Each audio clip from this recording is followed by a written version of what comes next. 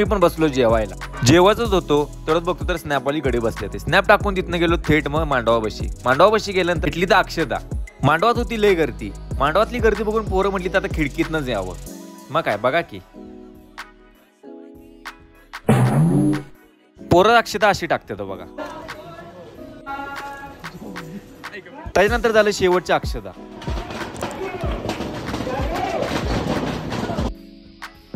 लग्न झाल्यानंतर गेलो थेट घरला आणि आता रातचा कार्यक्रम बघा.